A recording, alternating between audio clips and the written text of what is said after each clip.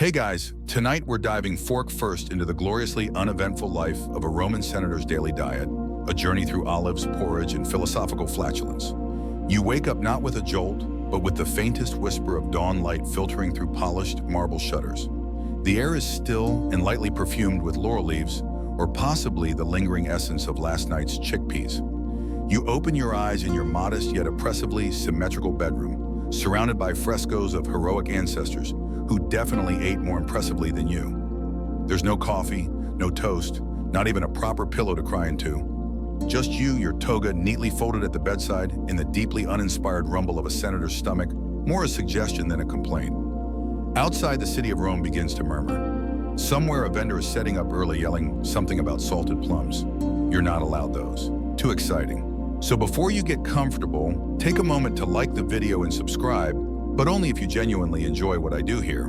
Let me know in the comments where you're listening from and what time it is. I love seeing how far these sleepy journeys reach. Now dim the lights, maybe turn on a fan for that soft background hum, and let's ease into tonight's journey together. You rise with the kind of slow dignity only a man in sandals and mild constipation can manage. The marble floor is cold, but familiar. Your first act isn't to eat, but to think about eating with the soft stomach-gnawing regret of someone who remembered too late that last night's supper was mostly leeks. You wrap yourself in linen and drift to the peristyle courtyard, where a slave has just begun watering something leafy and bland. Senatorial life demands restraint, and nowhere is that more apparent than the pantry. No heaping baskets of fruit, no fried lark tongues. Those are for the emperors and their indigestion. Your shelves are stocked with virtue: dried barley salted fish, and a suspiciously large jar labeled meritum, a kind of garlicky cheese paste that you keep for guests you dislike. Historians still argue whether Roman senators like you actually enjoyed their morning routines or merely endured them out of societal obligation. Letters from Pliny the Elder suggest a kind of stoic contentment, while others imply that upper-class Romans were privately dreaming of figs dipped in honey while publicly chewing on boiled beets. You step outside. The air is cool and smells faintly of citrus. A slave quietly hands you a clay cup of something wet, technically breakfast. It's a mixture of rainwater left overnight in a copper basin, lightly sweetened with honey, and possibly the tears of whoever was on honey duty last night. You sip. It's not bad. It's also not good. Mostly it tastes like morning with undertones of vague health benefits. The truth is, breakfast doesn't really count yet. You'll get to eat something warm soon. Maybe.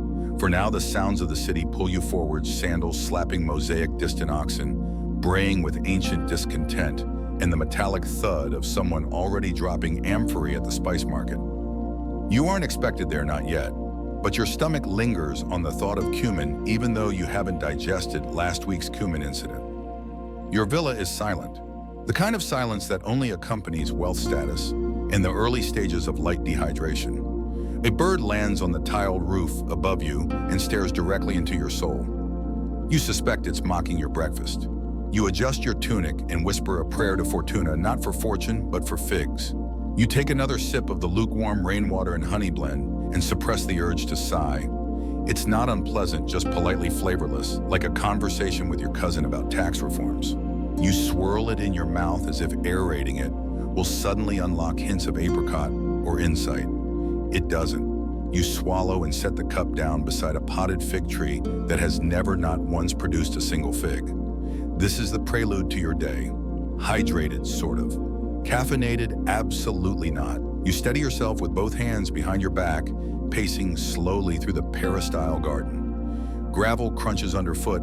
The fountain in the center gurgles with just enough indifference to match your own mood. The water's been running since before sunrise, an indulgence really, though you'd argue it's medicinal. That soft splashing sound, the closest thing you'll get to breakfast ambience. Inside, a household slave, likely named something tragically ironic like Felix, is preparing the actual meal. You've heard movement in the kitchen, a scrape of ceramic, the muffled cough of someone trying not to sneeze into your barley. Soon it will be time to eat something solid, but not too solid. Nothing Roman senators despise more than digestive resistance. You wander past the aviary and consider plucking an egg. You do not. Those are for guests, or late suppers, or rituals you barely remember. Your hand brushes the side of a lemon tree. The fruit is underripe and hard as amphora stoppers. You nod approvingly. That's how you like your lemons aspirational. Historians still debate whether early Roman honey water was genuinely consumed for health or simply because it masked the taste of whatever bacteria had made its way into the cisterns overnight. Some suggest it doubled as a primitive form of electrolyte replenishment. Others argue it was merely symbolic, a sweet start to a day of otherwise bitter responsibility. You finally make your way back toward the triclinium, the informal dining area where you sometimes tolerate breakfast. It's sparsely decorated low couches, a few faded frescoes, and a faint smell of laurel and ash. There waiting for you is a shallow bowl. Steam curls upward like it's unsure of its job. Inside mush, barley porridge, again. You sit slowly in that specific sideways Roman posture that lets you lean chew and look vaguely bored at the same time. Felix hovers in the background, pretending to adjust a curtain while watching your expression, like a hawk trained in disappointment management. You dip a spoon into the mush. It resists slightly too thick, too thin. You don't know anymore. The texture is what you'd call adequate. It tastes of boiled virtue and social stability, and there's a hint of honey maybe. Or that might just be the lingering aftertaste of the rainwater. Either way, you chew slowly, nobly. Every few bites, you pause to glance at the wall, where a mosaic depicts Ceres, the goddess of agriculture, handing barley to a grateful shepherd. You wonder if the shepherd made this face too. Here's a fun fringe tidbit. Some sources suggest elite Romans would occasionally flavor their barley with bits of fish sauce. You've tried this once. The result was memorable. Felix remembers too. He's avoided fish sauce at breakfast ever since. Probably under advice from your physician who believes in balancing the humors and not offending your intestines first thing in the morning. You finish the bowl because you must, not because you're full. Roman senators aren't ruled by appetite. You rise, wipe your hands on a linen cloth that is somehow both damp and dry, and make your way toward the study for a light round of letter reading. The morning air grows warmer. You pass a doorway where sunlight spills in, like spilled milk, warm, slow, inevitable. It lights up dust motes that dance like lazy bureaucrats. You don't mind. There's something peaceful about this ritual. Bland, repetitive peace, like a lullaby written by a scribe with low blood sugar. As you exit the triclinium, Felix murmurs something about citrus rinds being boiled later for tea. You nod gravely. This is the most exciting news you've heard all morning. You drift into the garden again, now fully wrapped in the buttery gold of Roman morning. The air smells faintly of olive trees, overwatered mint, and distant neighborly discontent. You trail a finger across the stone railing, cool and smooth, tracing the etchings of a vine motif that hasn't grown an inch in 300 years, but still insists on existing. Today's walk is neither urgent nor spontaneous. It is scheduled like all good things in a senator's life. This is the Ambulatium Matutinum, your morning stroll through the citrus groves on the far end of your property, a place where important thoughts occasionally surface and even more occasionally are remembered. You pass the same 3 orange trees. One of them still leans too far to the left. You consider asking someone to fix it. Then you remember that would involve talking about trees, and you're not that bored yet. The sandals on your feet, made from soft goat leather and expertly ignored since last summer, flap rhythmically as you walk. Not fast heavens, no. Just enough to remind the staff that you are in fact alive and capable of movement before midday. As you walk, the villa slowly recedes behind you. In its place comes a low wall of fragrant leaves alive with bees, who sound significantly more productive than you planned to be. You nod at them solemnly. They do not nod back. Your stomach reminds you politely that barley mush is more suggestion than sustenance. You consider a fig, but again, decorum. Historians still argue whether these morning walks were truly meditative or simply an excuse to stretch one's toga in public. One side says they were essential for digestion and thought. The other side says senators were just avoiding their wives. The sunlight dapples the path ahead, patchy as an old senator's memory. You step carefully over a snail the size of a coin and whisper an apology, because this is your thinking time, and harming snails interrupts the flow of dignified rumination. As you inhale deeply, the scent of citrus becomes more assertive. Lemon, lime, possibly grapefruit, though nobody agrees on whether that actually existed here yet. A recent theory from an over-enthusiastic Sicilian suggests hybrid fruits may have been smuggled into Rome centuries earlier, but mainstream historians continue to ignore him at conferences. You pass a small fountain, your favorite one. It doesn't really work. The trickle comes and goes depending on the mood of the aqueduct. But when it flows, it makes a sound like a sleepy whisper, and you like to believe it's telling you secrets about senators past who also walked in circles, hoping breakfast would eventually get interesting. Next comes the bench. Not just any bench. The bench, the one made from old marble slabs no one had the heart to throw away. It's exactly the right height to sit and sulk about the lack of salted cheese in your life. You sit, the stones sighs under your weight, not because you're heavy, but because centuries of senators have sighed here before you. You are merely continuing a noble tradition of mildly dissatisfied digestion. Your hand reaches into your tunic and pulls out a scroll. You pretend to read. You don't. It's a speech draft from last week about grain tariffs. You already delivered it to 3 half-asleep tribunes and 1 man who thought you were someone else entirely. Still, you hold it up. From a distance, it makes you look busy. A small bird lands beside you, tilts its head and pecks at the edge of your sandal. You think of offering it a crumb, but you remember the barley mush and decide it would be cruel. As you rise, the sandals slap again, this time with slightly more confidence. You have walked, you have thought, and you have stared at the same leaf 3 times now.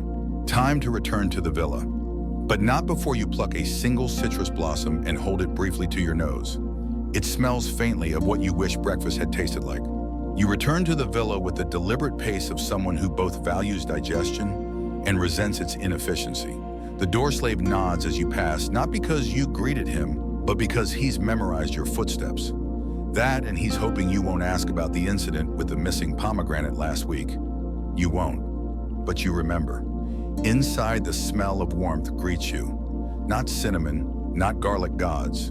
No, but that gently steamed scent of something being boiled with sincerity and very little seasoning. You inhale cautiously. Is that barley again? No, this time it's a barley-adjacent cousin spelt. Felix presents your second breakfast, or what the kitchen staff has boldly called the main morning meal. It arrives in a bowl. Of course it does. Everything does. Inside a familiar sight, a beige steaming mound of cooked grain, slightly less mushy than the earlier bowl, but still well within the Roman spectrum of edibility by spoon. This version is enhanced with crushed pine nuts and a drizzle of olive oil. Fancy. You raise an eyebrow in mild approval. Felix tries not to beam with pride.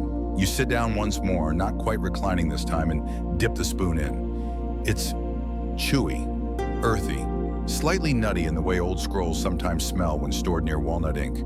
Historians still dispute whether Roman senators truly ate so plainly by choice or simply because their social codes required constant displays of restraint. Some letters suggest senators actually snuck out for secret meals with garum-covered sausage when no one was looking. Others swear that upper-class Roman virtue demanded an almost ascetic lifestyle. Neither version includes joy. Today, your spelt has been soaked in goat's milk overnight. This is supposed to make it tender. You find that it simply makes it wetter. You chew, you contemplate life, you chew again. A pine nut sticks briefly to your molar, reminding you that dental hygiene is more theory than practice. As you spoon through the portion, you notice a scroll on the table beside you, Cicero. A speech. Possibly one you've already read 3 times. Possibly one he never meant anyone to read. You pick it up out of habit more than interest and begin scanning for phrases you can drop into today's senatorial discussions to appear clever without committing to real opinions. Halfway through the scroll in the spelt, you take a sip from a small cup of lukewarm posca. It's vinegar water diluted enough to avoid total offense. The Romans love it. You tolerate it. Modern palates might call it aggressively hydrating. You call it mild punishment with electrolytes. Just then, a plate is placed beside you. Felix again. He's brought olives, black ones, cured slightly wrinkled and served with a few rosemary sprigs for decoration. You pop one into your mouth and immediately regret the salt. Your face pinches like a marble bust mid-sneeze. Still, you eat another. Because this is what senators do. They consume things that demonstrate discipline and taste like ancestral regret. You finish the bowl of the olives and the Cicero scroll all at once. The last bite of spelt clings to the side of the bowl like it knows no one truly wanted it here. You leave it. Felix notices. He will report this to someone, probably the cook, who will interpret it as both a critique and a challenge. The morning sun is now climbing fast and the villa is gently humming with the invisible work of unseen hands. You feel not full, but not exactly hungry either. It's the feeling of having eaten enough to fulfill tradition, but not enough to feel joy. A very Roman balance. You rise, your robes rustle. Somewhere someone strikes a brass gong to signal the arrival of mail. You ignore it. It's probably from your brother who writes with the urgency of a man being chased by chickens. Instead, you stroll back toward your study mind, occupied with soft thoughts and softer stools. Maybe this afternoon will bring lentils. Or maybe dare you dream a poached pear. You try not to get your hopes up. You're a senator. You're above excitement. Unless someone brings up the garlic tax again. Your footsteps echo faintly as you move down the long hallway toward the study, where the sunlight filters through high windows and turns every mote of dust into a philosophical metaphor. The walls are lined with shelves, the shelves with scrolls, and the scrolls with arguments about things that have either been settled long ago or will never be settled at all.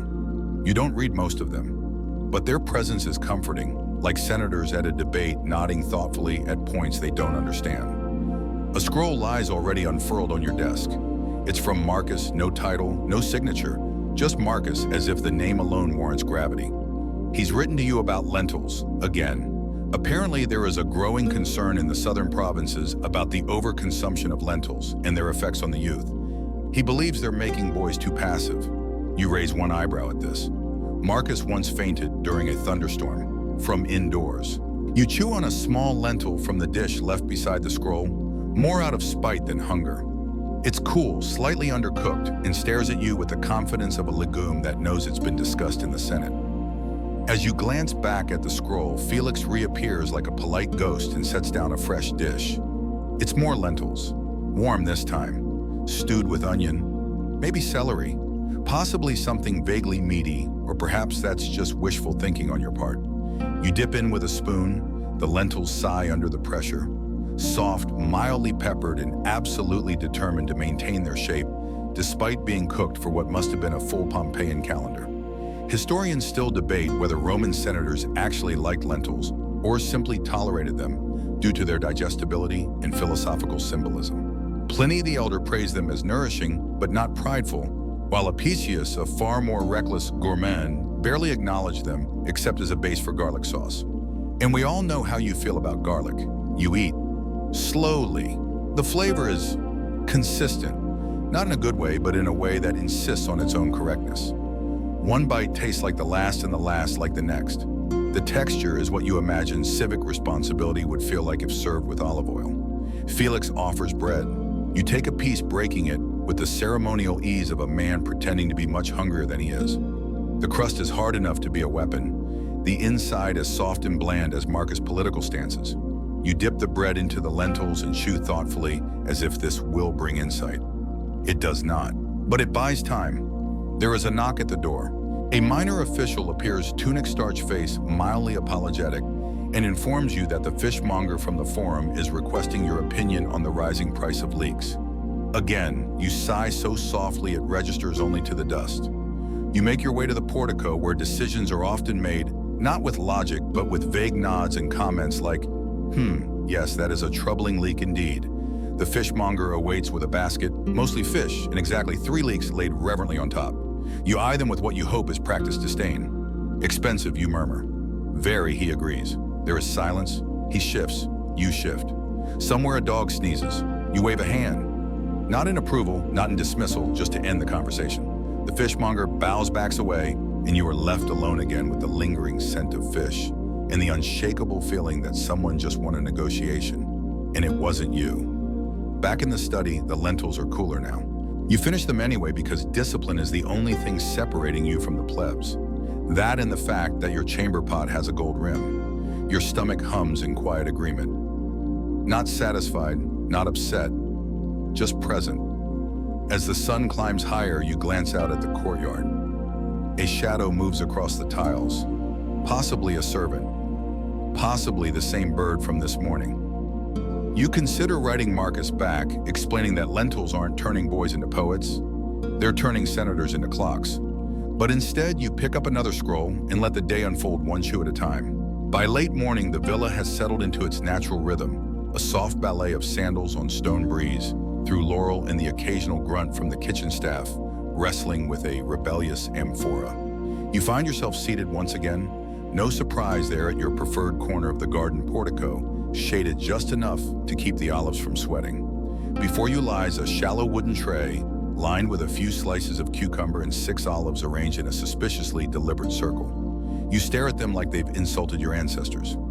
Felix stands nearby, his posture somewhere between hopeful and apologetic. You pick up one olive. It's black, cured with the faint sheen of oil and the unmistakable scent of quiet suffering. You bite in. It's bitter. Of course it is. Like all truly Roman things, it demands endurance and offers character. You chew, slowly. Saliva forms a negotiation with the salt. Historians still argue whether Roman olives were eaten for flavor or simply because they lasted longer than anything else in the pantry. Pliny the Elder insisted on their nutritional benefits, while Seneca reportedly preferred his, with the skins removed, perhaps to avoid the inevitable mouth-puckering shame of uncivilized chewing. No one agrees. Everyone eats them anyway. You reach for the cucumber, its slices watery and polite. No seasoning, no flair, just pure vegetal humility. As you chew, you reflect on the philosophical implications of crunch. The Stoics would be proud, or bored, probably both. Across the courtyard, you hear soft laughter. 2 slaves are whispering about something, a dropped fig or an unfortunate robe malfunction. You can't quite make out the details, but you allow yourself a brief smile. Even senators deserve human moments, especially before lunch. Your stomach, meanwhile, remains unconvinced. The olives and cucumber have triggered memories of meals, not actual satiety. It grumbles in lowercase like a disgruntled scribe left in a cold room too long. You sip from your cup of watered-down wine, which has the same effect as rinsing your mouth with suggestion. You think about calling for more food, but you remember yesterday's snack, a slightly overcooked turnip served with a frown. Instead, you stand. The olives have done their job, not nourished, but delayed hunger. A victory of sorts. As you walk the inner perimeter of the villa, your hands behind your back, in full senatorial formation, you contemplate dinner. Too early to plan it, too late to stop thinking about it. There's talk of chickpeas tonight. Again, you nod solemnly to a passing housemaid who returns the gesture with practiced blankness. You pass the family shrine, its little terracotta figurines, ever vigilant and faintly dusty. You consider offering them one of your remaining olives, but remember last time it attracted ants. In theology, Felix reappears holding a second tray. This one is empty except for a folded linen napkin and a single fig leaf for ambiance, not consumption. You nod. He nods. You both understand each other perfectly. Nothing more is coming. You return to the portico bench and recline slightly. Not enough to spill your dignity, but enough to allow gravity to remind you of the weight of your olives. A breeze brushes past your face, carrying the scent of pine resin and faraway garlic, someone else's lunch, not yours. Fringe evidence from graffiti in Pompeii suggests that some Roman elites secretly adored garlic but pretended to hate it for appearances. You've always wondered if Senator Lucius, with his ever-present scarf, was hiding something more than a sensitive throat. Your own distaste for garlic is mostly political, a strategic aversion, if you will. The upper class avoids it because the lower class uses it in everything, and you are nothing if not predictably consistent. As the sun arcs toward its midday peak, you begin to feel the edges of nap time drawing near.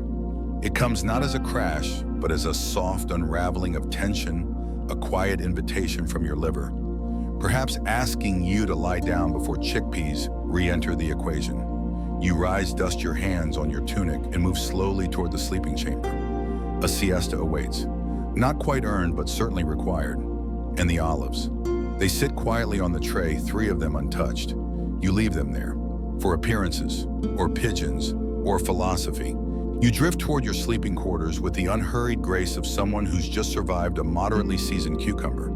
The midday sun is high now, pouring sharp rectangles of heat onto the tile floors. You step carefully like a cat in sandals, navigating the shadow and light mosaic cast by the columns.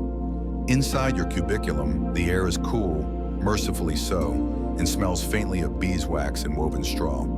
Your cot has been prepared with fresh linen sheets, and the bolster has been fluffed to exactly the height recommended by your physician/philosopher, who once declared, "A poor posture leads to poor morals."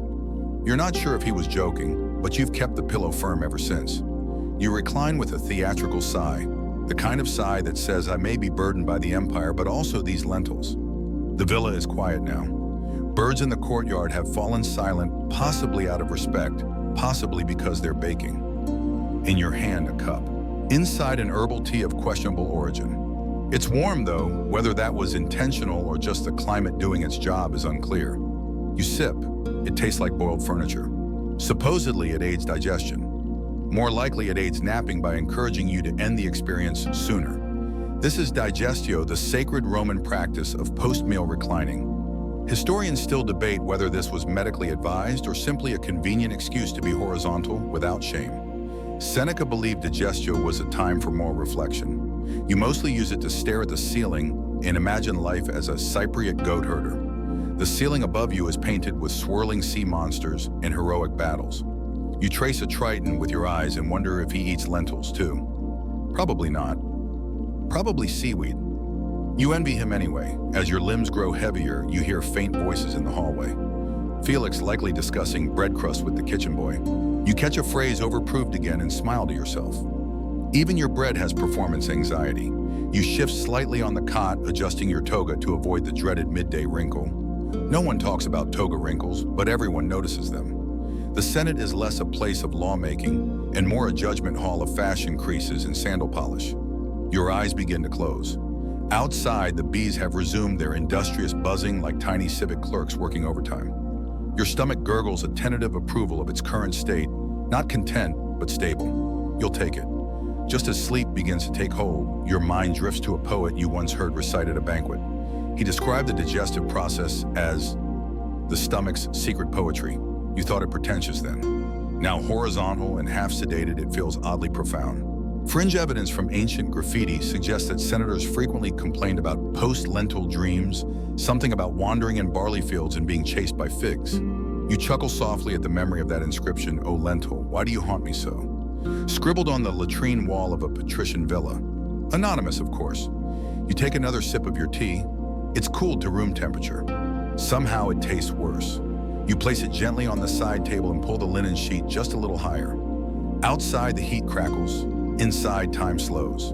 And then, with the inevitability of taxes and toga stains, you fall asleep not deeply, not dreamlessly, but with the gentle hum of digestion as your lullaby. You won't remember the nap later, but your intestines will. They always do. You wake not with alarm, but with a slow blink and the distinct impression that the earth has rotated just slightly while you weren't paying attention. The cot creaks faintly as you sit up groggy and warm your limbs, unsure whether to thank you for the rest or file a formal complaint about posture. Outside the window, the sunlight has shifted, no longer a blinding spear, but now a softer glow licking the walls and golden drapes. It is unmistakably lunch o'clock, or at least the Roman approximation of such a vaguely defined moment when hunger meets social expectation and someone finally admits they could go for a sardine. You shuffle toward the triclinium toga, slightly rumpled, and eyes still adjusting to the waking world. A table has been set. Not extravagantly, no Roman senator would dare indulge before supper, but with modest precision. A loaf of crusty bread, suspiciously identical to yesterday's, sits beside a plate of cucumbers arranged in a circle so perfect it almost offends you. And there at the center of the spread lies your midday star, 2 sardines. Small, silvery, and arranged with ceremonial stoicism, they gleam like soldiers prepared for duty. Felix enters silently and adjusts the tablecloth. You can tell he's proud of the symmetry. You let him have that. You recline on the low couch as is tradition, propping one elbow and surveying your meal with the solemnity of a military campaign. The sardines smell faintly of the Tiber ambition and salt, lots of salt. You reach for one, tear a strip of flesh from its delicate skeleton and place it on a slice of bread. The first bite is assertive, a tidal wave of brine and fish oil. It punches you awake in a way the herbal tea never could. You chew thoughtfully. Then you chew again. There's a moment when the salt recedes, revealing something almost buttery. You decide it's edible, possibly noble. Historians still debate the social status of sardines in ancient Rome. Some claim they were considered poor man's fare, while others insist senators cultivated a taste for them to demonstrate humility. There's also a fringe theory that sardines were a kind of passive-aggressive protest food, a way for senators to say, "See, I suffer too." Beside the sardines, cucumber. Again, you crunch a slice, letting its cool blandness reset your tongue. It doesn't taste like much, but at least it doesn't linger like the fish. You alternate bites like a man performing a culinary seesaw. Felix appears again bearing a small bowl of something green and mildly sinister. You glance at it. Lentils, no peas. Mashed but not pureed. somewhere between a paste and a regret. You scoop a bit onto the bread and take a bite. It tastes like something that once aspired to be soup but gave up halfway. You eat in silence. The villa too is hushed, save for the occasional clink of dish against dish or the faint swoosh of a broom across the marble hallway. Even the pigeons are napping. As you finish the sardines, you notice the second one staring at you from its tiny plate throne, eyes cloudy and accusing. You eat it out of guilt. That's dignity. And then from the shadows, Felix returns carrying a surprise. A sliver of goat cheese, soft, pale, and slightly aromatic. You blink. Cheese at lunch. Bold, borderline rebellious. You look at Felix. He shrugs. Left by a messenger from Apulia, he says quietly. Said it was a gift. You nod once, permission granted. You smear it on the last chunk of bread. It's creamy tart and laced with tiny flecks of something herbaceous, possibly thyme, possibly something you'll be mildly allergic to later. Doesn't matter. For the first time today, your mouth relaxes into a small, private smile. Fringe sources suggest that Roman senators occasionally accepted such midday luxuries under the guise of diplomacy. It is rude, one wrote, to refuse cheese from a man who traveled over mountains. You have no idea who that man was, but you like him. Lunch ends not with fanfare, but with a dry fig. Just one, wrinkled like a philosopher's forehead and chewy enough to require contemplation. You finish it slowly staring at the mosaic beneath your feet, and then with a soft exhale and the solemn tap of your fingers on the table, you rise. Not full, but filled enough with duty. You nod once more to Felix, who bows so precisely it could be measured. There is law to uphold, or at least pretend to consider. You make your way toward the atrium where politics waits with all the flavor of mashed peas and half a sardine. You make your way toward the atrium's stomach, humming in that fragile post-sardine lull, not entirely satisfied but unwilling to complain. After all, this is the senator's path to endure just enough discomfort to feel morally superior, but not quite enough to be heroic.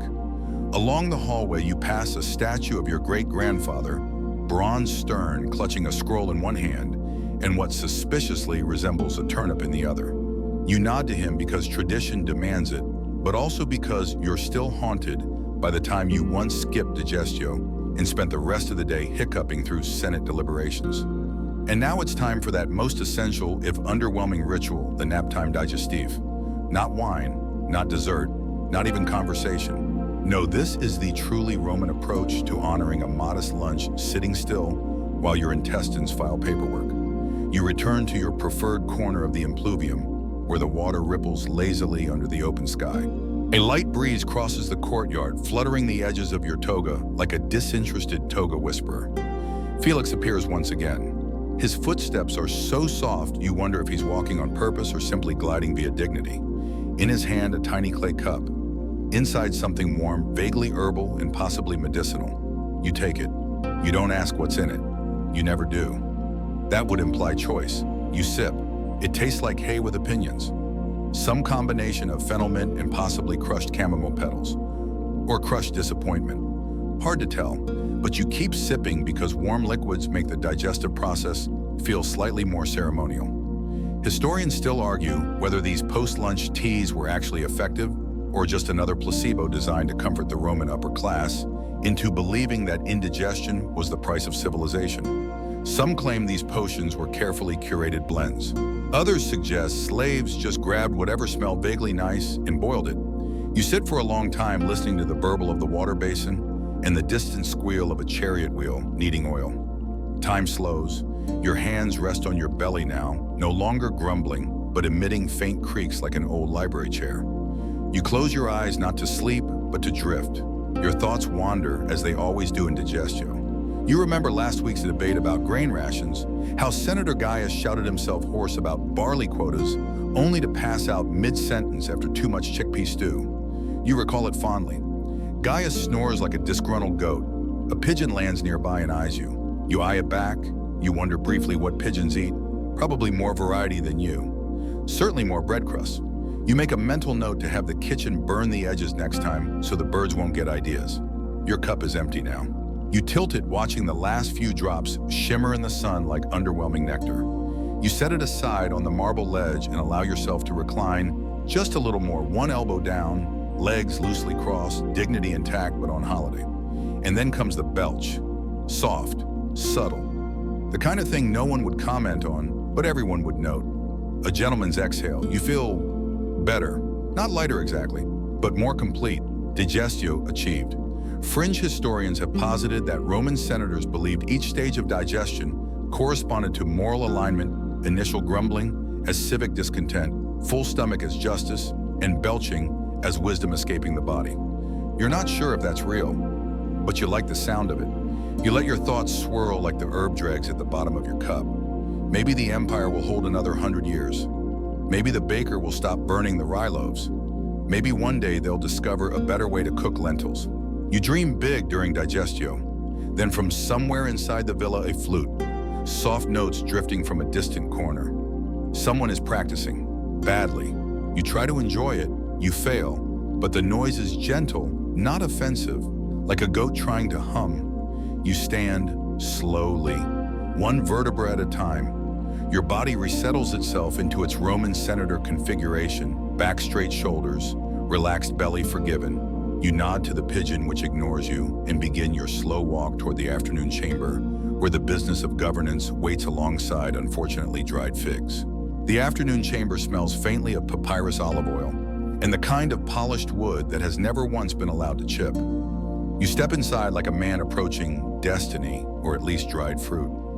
A low table has been set near the open shutters, where the breeze lazily lifts the edge of a curtain. Light dances across the floor mosaics, briefly illuminating the proud, slightly exaggerated nose of a tiled Minerva. You ignore her judgment. You've done nothing wrong, yet, and they're placed with military precision on a bronze platter are your afternoon figs. 4 of them, dried, wrinkled, slightly tacky to the touch. They gleam in the sun like edible fossils. Felix, who has perfected the art of entering and exiting a room without disrupting its dignity, places a small knife in a ceramic cup beside the platter. In the cup, a splash of diluted wine spiced faintly with rosemary and maybe a hint of vinegar. You glance at it. It looks suspiciously healthy. You sit. Not in the way commoners sit, but in the reclined, elbow-supported posture reserved for people who vote on aqueduct budgets. You pick up a fig. It squishes delicately between your fingers like a promise you don't fully believe.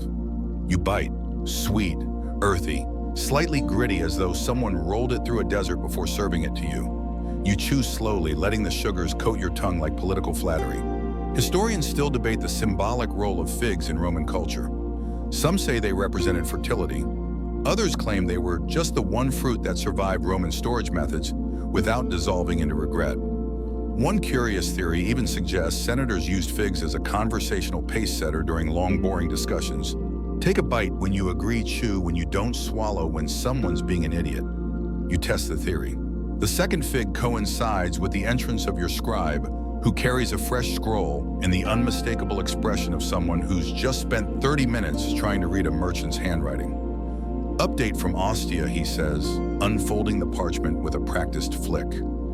Grain shipment delayed, possibly storm-related, or a donkey-related incident. Accounts vary.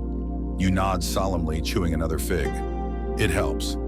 He continues, also a minor dispute in the spice market. 2 vendors claiming rights to the same plot. One says he registered it, the other says he inherited it from his mother's cousin's butcher.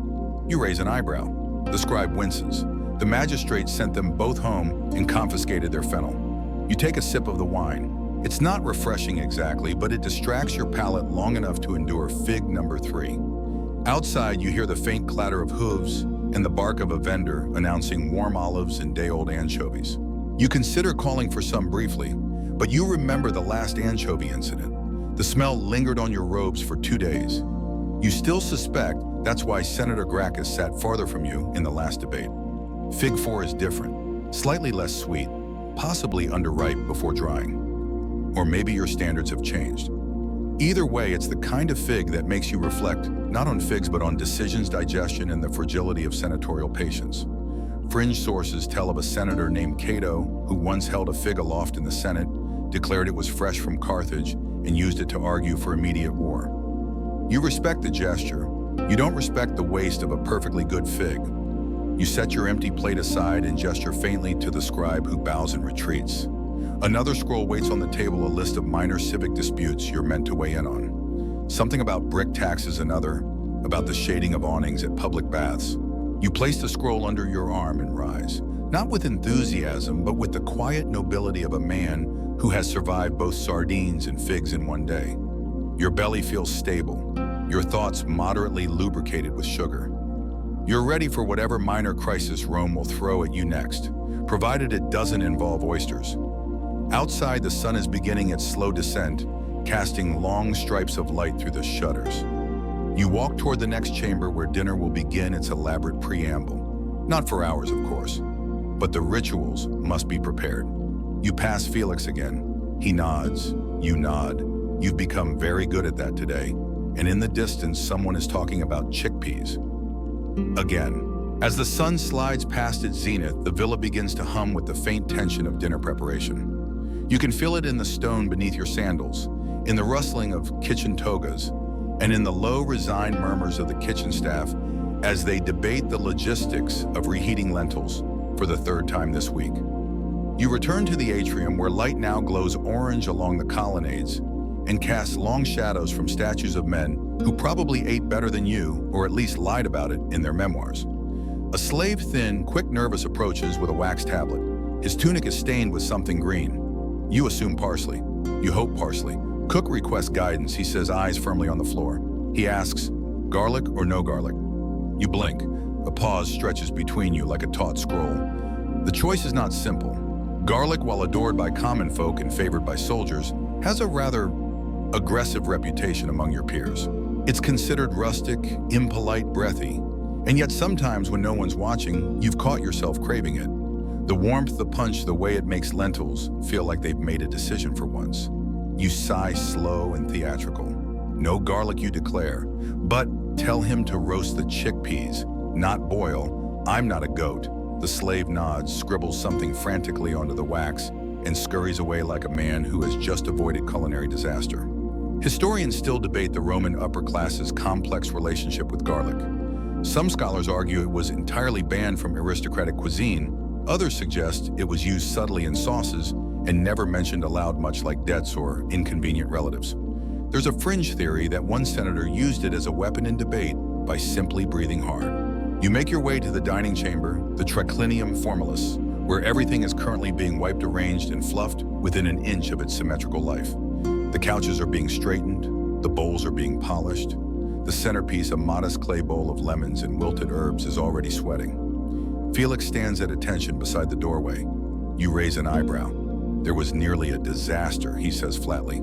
Someone suggested anchovy paste for the turnips. You flinch.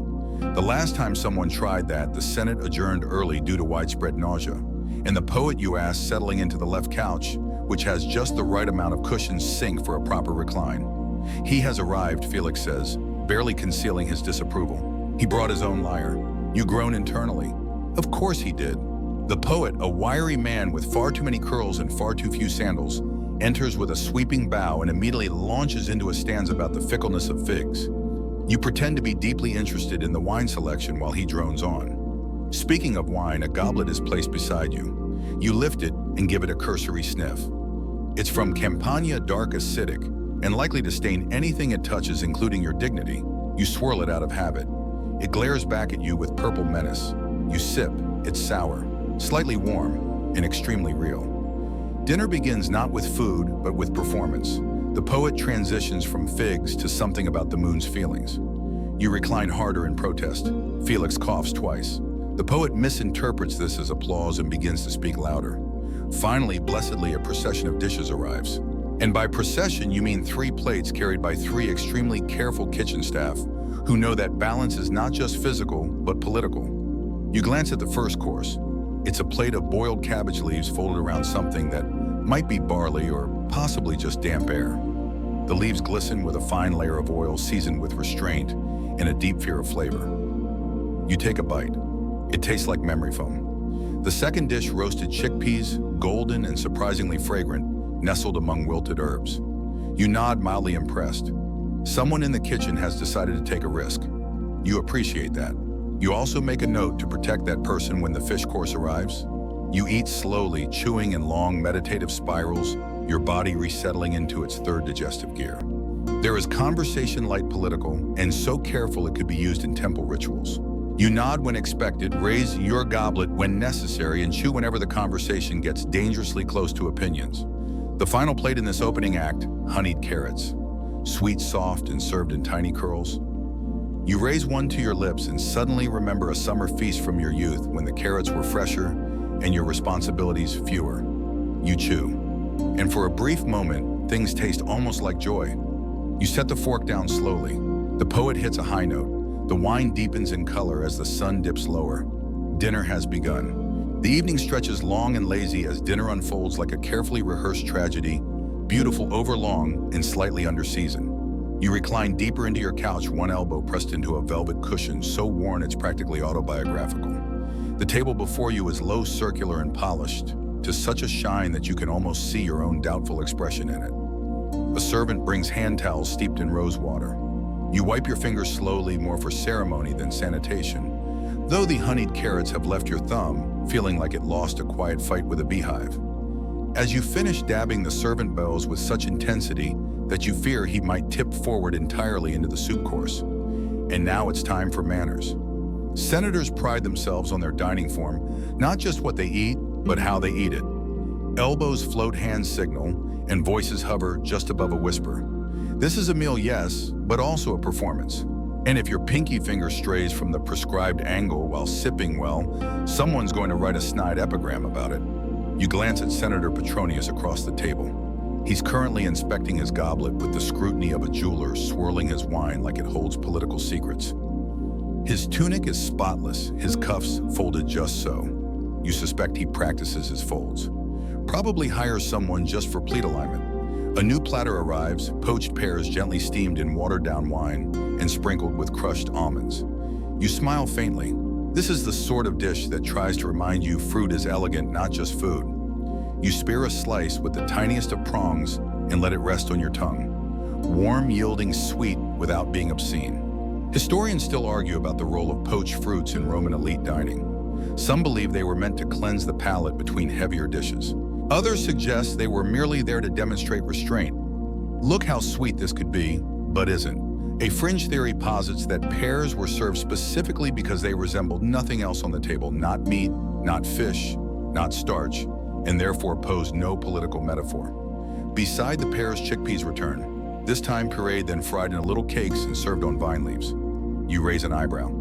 Twice in one day bowl, almost reckless. You bite into one, crunchy edges soft inside and just enough salt to remind your tongue it's not dreaming. You chew, you nod.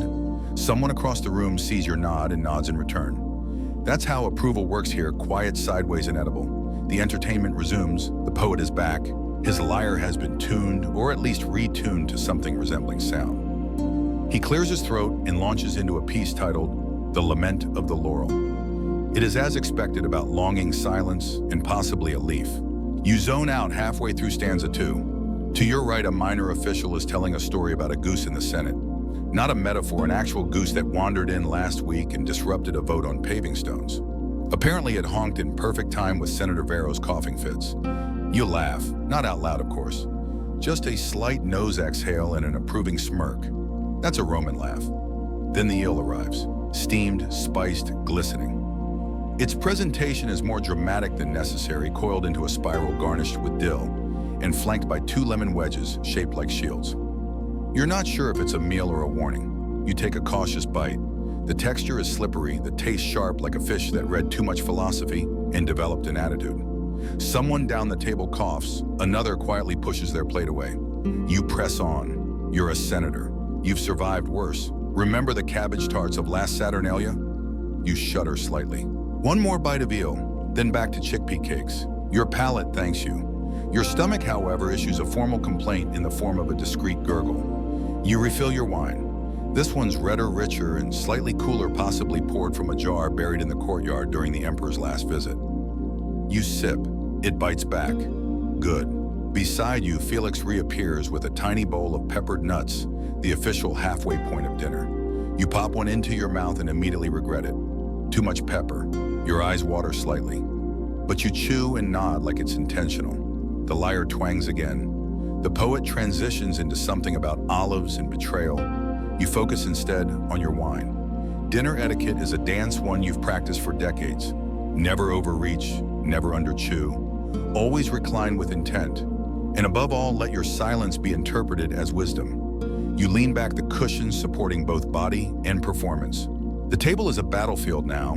Empty plates, stained napkins, half-finished figs. Victory is not won by fullness, but by having eaten just enough to seem refined. You've succeeded. The air has grown heavier now, perfumed with wine vapor, rosemary stems, and the sweet haze of overcooked pulses. The triclinium is quieter than before, though not by any agreement, just the natural hush that falls after everyone has eaten enough to dull their opinions, but not enough to silence them completely. And now comes the part of the meal that, despite every protest of the digestive system, no Roman senator may decline the second wave of dishes. What some might call dessert, others consider penance. The first arrival, chickpeas again. You stare at them, they stare back. But this time they've been disguised, crushed, mixed with honey and sesame, and rolled into tiny orbs of sweet mush. The cook calls them cicerini dulces.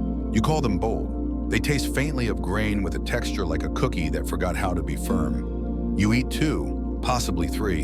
You lose count, distracted by a soft discussion across the table about land boundary reforms, which somehow always sounds like a threat, even when it isn't. Then, with the kind of entrance that suggests both surrender and victory, a servant carries in a large tray covered in poached pears. Again. This time, they've been stuffed with dates nuts and just a whisper of cinnamon. A subtle spice, barely legal among senators who still consider mustard an act of culinary rebellion. You slice one open, steam drifts upward, the filling glistens. You chew slowly, making eye contact with no one. It is undeniably good. Historians still argue whether Roman desserts were truly meant to please the palate or simply serve as digestive aids masquerading as celebration. Apicius Ever, the decadent cookbook author, insisted fruit should be soaked stuffed and served flamboyantly. Seneca, ever the killjoy, preferred fruit as nature intended, cold, raw, and moralizing. You fall somewhere in between. The warmth of the pear is comforting, but it awakens something reckless in you, something that remembers butter. The poet still lingering near the column has transitioned to a recitation about Saturn, who apparently envies the figs of mortals. The metaphor is unclear. The rhythm is worse. Still, you nod politely. Senators are known for enduring things with gravitas. Next, a small tray of candied pine nuts is passed around. They're stuck together in little amber clumps, crunchy and slightly sticky, like gossip you can chew. You take one and try not to get syrup on your tunic. You fail. You clean your fingers on a lemon-scented cloth just as another guest across the couch begins a winding tale about his cousin's estate and a goat that refused to be bartered. The story is long, the goat is noble. You sip your wine. As the sweetness settles in your mouth and in your bloodstream, you begin to feel the first signs of drowsy triumph. The kind that says you have made it through dinner. You have navigated chickpeas in 3 forms, a suspicious eel, and one liar performance about a jealous shrub. You are still alive, still upright, still reclining with purpose. Fringe scholars point out that Roman senators may have structured meals like this precisely because the monotony of moderation kept their minds clear. A full stomach was dangerous, inviting daydreams, naps, or honest opinions. No, it was better to hover just below satisfaction. Better to stay sharp or at least sharp adjacent. The final offering, a tiny bowl of honeyed ricotta chill, decorated with a sprig of thyme and presented like a farewell letter. You dip a finger in. It's smooth, slightly tart, and makes you wonder briefly why all the other courses can't taste like this. But of course they mustn't. That would be indulgence. Dinner concludes not with applause or toast, but with a long shared sigh, half from digestion, half from the understanding that soon comes philosophy. You rise. Slowly, the poet bows. The lyre string breaks with a snap that feels symbolic. A breeze drifts through the open window, bringing with it the smell of garden myrtle and whatever the kitchen is burning for tomorrow. You leave the table with a belly that is full, not with food necessarily, but with duty formality, and the soft pride of having eaten like a Roman senator should. Tomorrow there will be lentils again, but tonight you dream of pears. The dining couches lie in mild disarray, cushions displaced like thoughts at the edge of sleep. You trail behind the last of the guests, slipping from the triclinium with the practiced ease of a senator who survived both the fish course and a 5-minute poem about Saturn's indigestion. Your belly warm with poached fruit and chickpea paste begins its slow and ceremonial protest. Not painful, Not loud, just the soft shiftings of a body unsure whether to digest or philosophize. This signals the next phase of the evening entertainment. Not the kind that excites, the kind that happens to you like fog or government. And tonight, that entertainment comes in the form of a reading. You enter the library chamber, a vaulted room filled with scrolls, stools, and people who pretend to read more than they do. A small gathering of senators reclines on plush seats, each holding a cup of something too warm to enjoy and too bitter to ignore. In the center, a young man stands nervously beside a wax tablet. He begins to recite. It's a story possibly historical, possibly made up about a soldier who ate too much eel and dreamt of the Sibyl. You raise an eyebrow. Eel dreams are no joke. The young man's voice wavers as he describes the dream chariots of fire, a talking garum jar, and something about the taste of regret. You sip your cup of fennel broth and nod. Not because it's good, neither the story nor the broth are good, but because it's expected. Then just as the story reaches a moment of near interest, there's a gagging noise from the back of the room. Someone has overdone it on the eel. You turn slowly. A young tribune, ambitious, overdressed, underfed, has gone pale. His eyes widen. A servant appears beside him with the reflexes of a man who's seen this before. There is a brief flurry of motion. A bowl, a rag, a very quiet retching. You look back to the storyteller who falters, then bravely continues. And so the soldier, humbled, vowed never to combine sweet dates with shellfish again. Historians still debate whether Roman dining customs were designed for comfort or consequence. Reclining while eating, after all, puts pressure on the stomach. Combine that with eel figs and political anxiety, and you have a recipe for poetic disaster. The reading concludes. There is polite clapping, very polite. So polite it could be mistaken for a cough. You rise not out of boredom, but out of a sense that your digestive system deserves fresh air and a horizon. A walk then, a slow constitutional beneath the stars. Outside, the air has cooled. The garden breathes. Torches flicker in the peristyle, their flames reaching upward like sleepy senators, still hoping to get in one last speech. You pace the tiled path, hands behind your back, the hem of your toga, whispering secrets to the stone. The moon glows above a thin, watchful crescent. You imagine it judging your portion sizes. You whisper back, you weren't there for the chickpea dessert. You don't know what it was like. You pass the herb garden, where rosemary and sage rustle in the wind. You inhale deeply, the scent calming like a stern aunt who smells of cleaning oil and unsolicited advice. Somewhere a cricket chirps.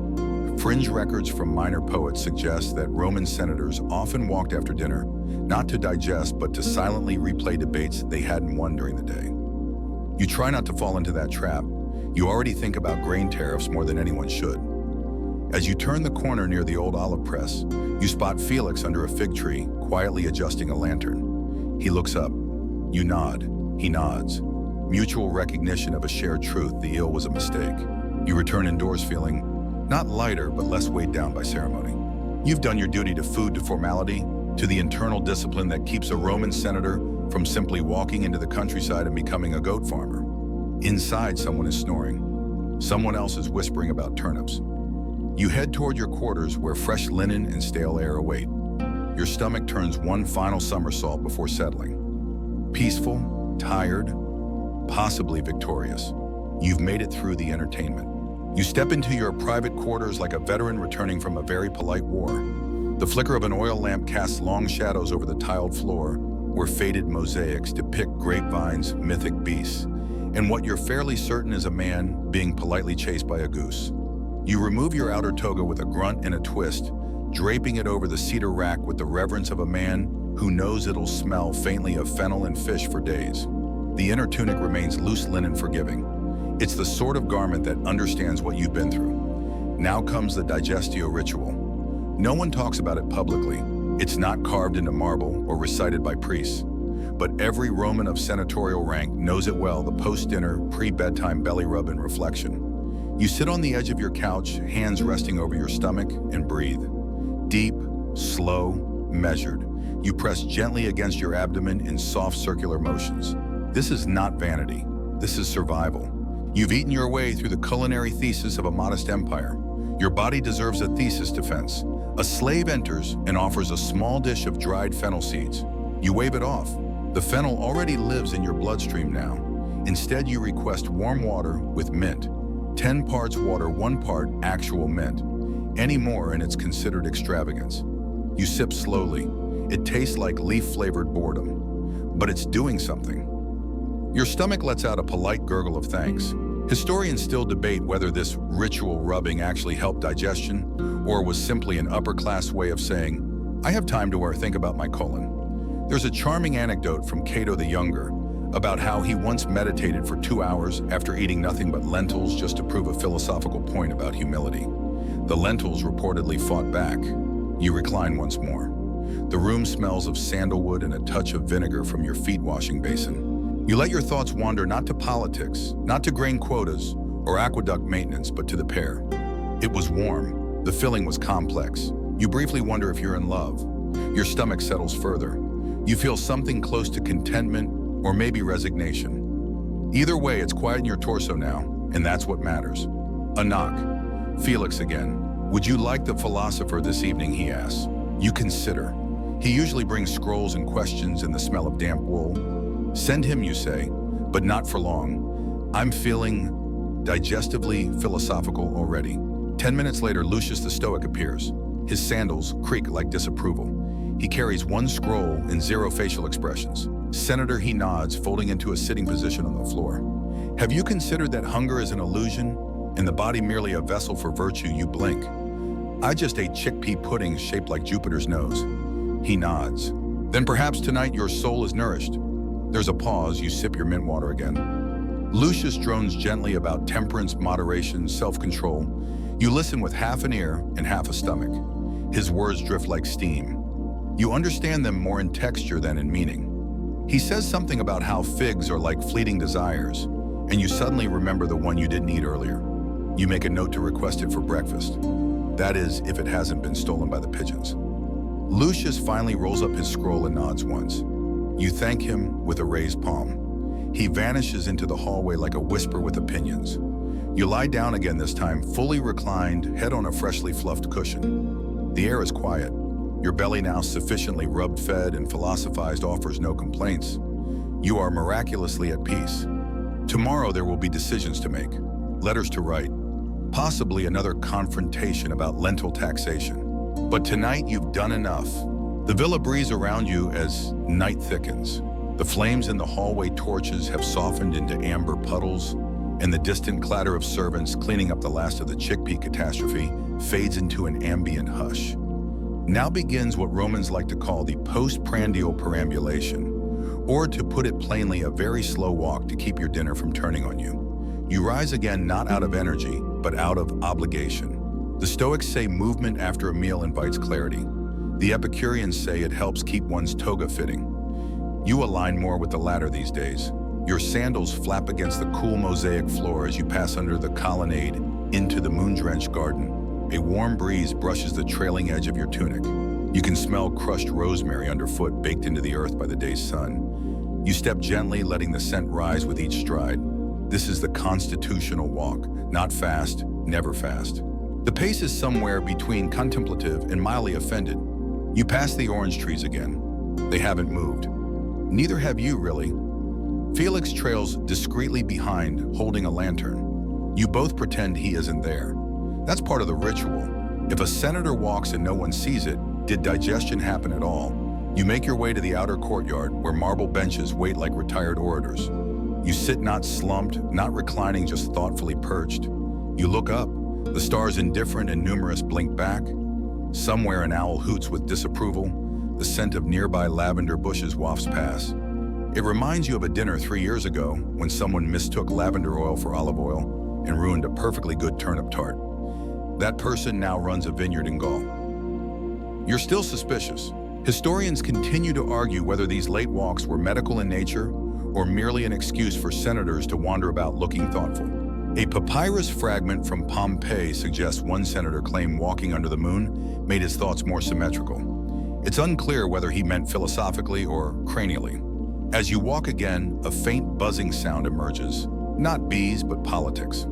2 minor officials cross the path ahead of you, deep in conversation about aqueduct maintenance and whether it's time to add more lemon trees to the public bath gardens. You nod as they pass, they bow deeply. You keep moving. You're digesting both dinner and bureaucracy. At the far corner of the garden lies your favorite statue, a slightly eroded bust of Minerva, goddess of wisdom, whose nose has been lost to weather or poor craftsmanship. You pause in front of her. You whisper garlic would have been fine. She says nothing.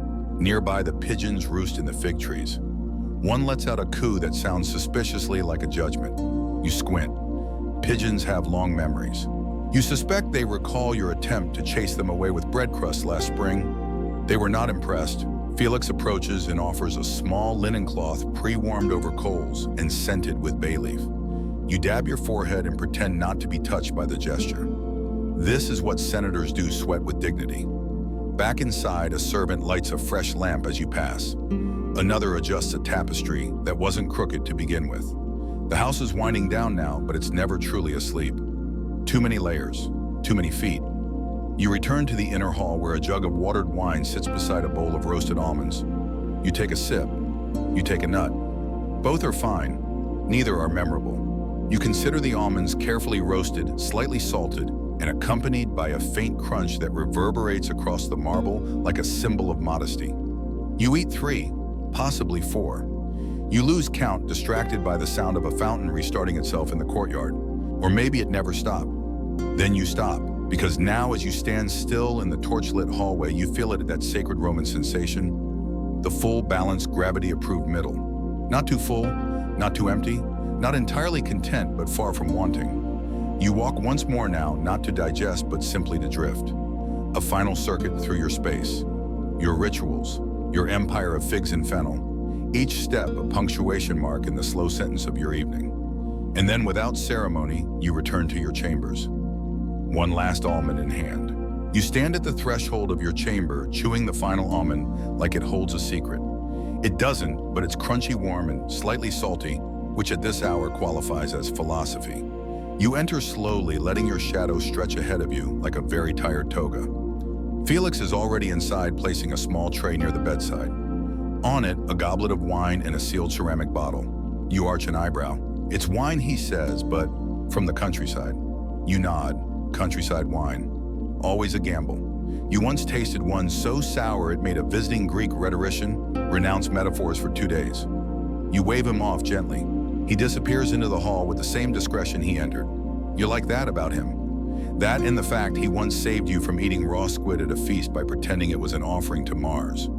You uncork the bottle. The wine is thick, dark, and smells faintly of regret.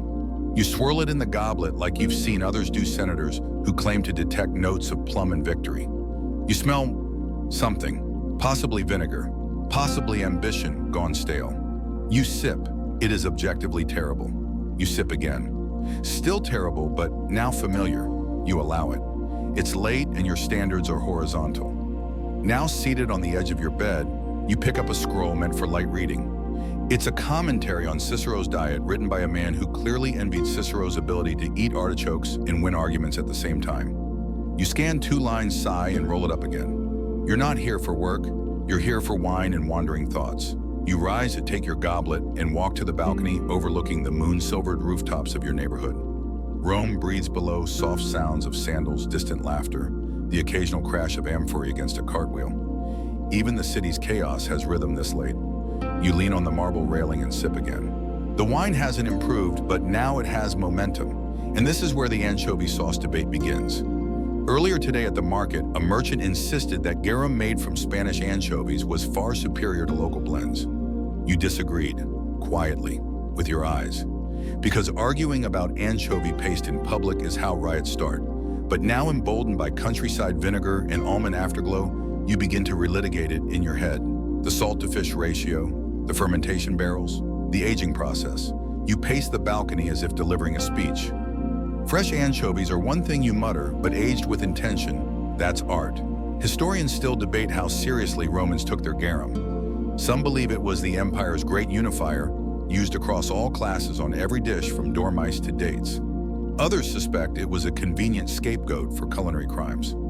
A recipe ruined garum. A guest sick must have been the garum. A fringe theory suggests entire diplomatic meetings were decided over which region's fish sauce was used.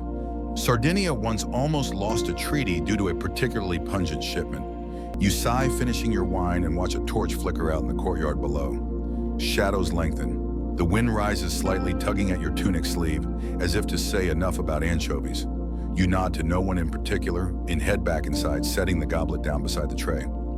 You sit on the couch again, hands resting on your knees. A moment passes. You belch.